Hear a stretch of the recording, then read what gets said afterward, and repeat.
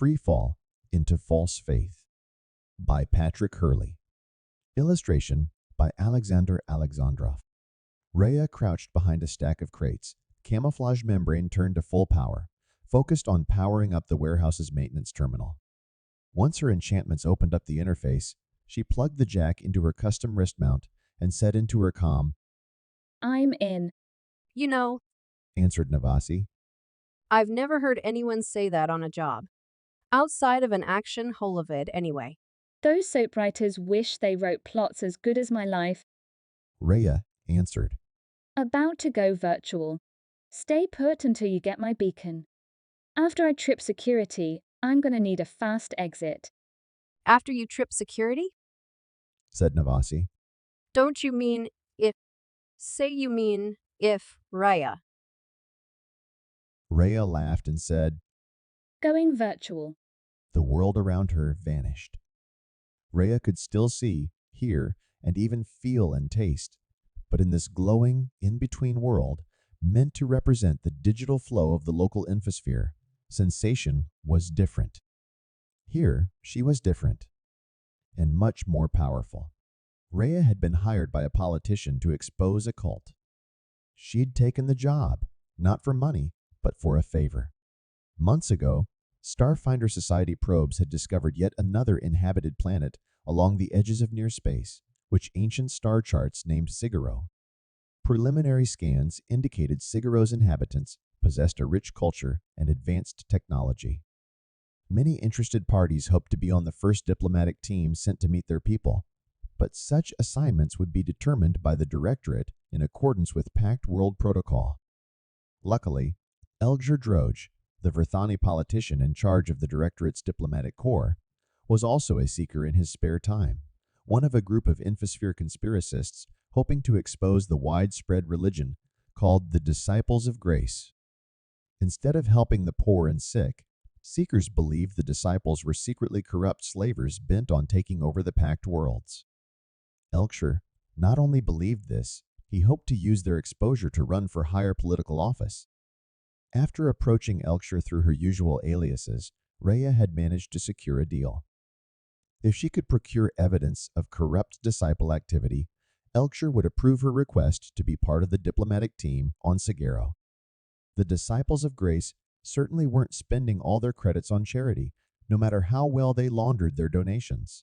Raia had been able to locate a warehouse on Versus used by one of their shell companies for off-the-books shipments. If she could acquire shipping manifests, Elgir should grant her a place on the diplomatic mission. Now, Raia stood on a floating platform in seemingly endless digital chasm. Once she leapt, there was no turning back. Checking to make all her defenses and countermeasures were in place, she dove into digital void.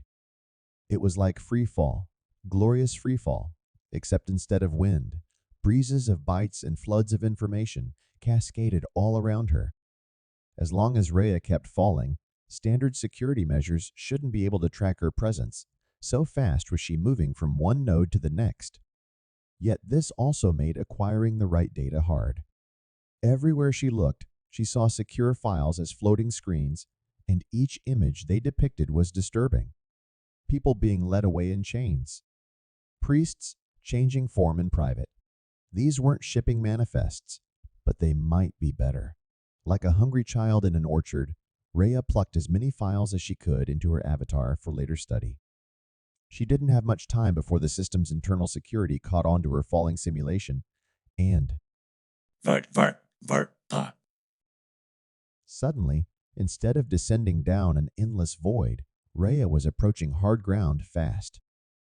A digital wall of spiky security code had manifested, which could shatter Raia's persona on impact. They'd detected her more quickly than anticipated. Upgraded security. Definitely more cutting edge than a charitable religion should have access to.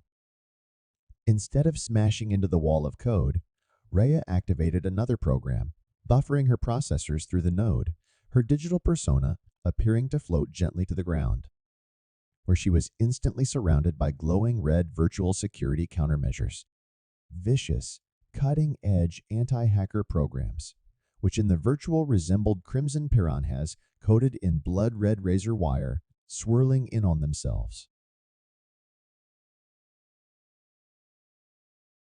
Aren't you just the cutest things?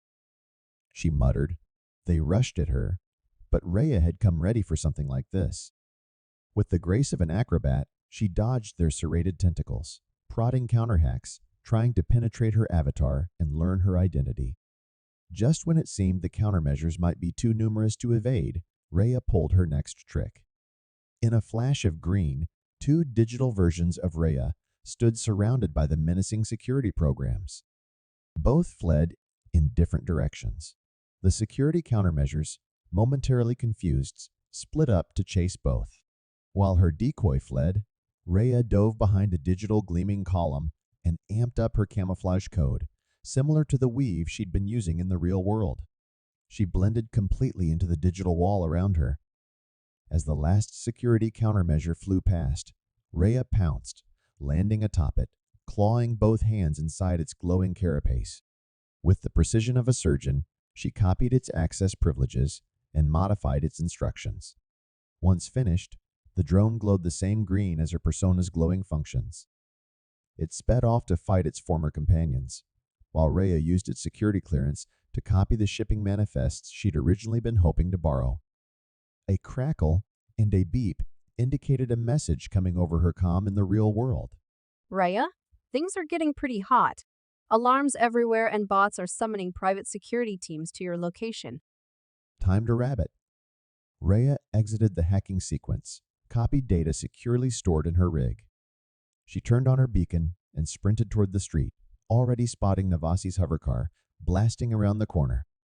As she prepared to leap onto the vehicle, Raia wondered what she'd been able to acquire. She didn't know exactly what was on those files, but it should be enough to get her on the diplomatic team. Either way, she'd make sure never to donate to Disciples of Grace in the future.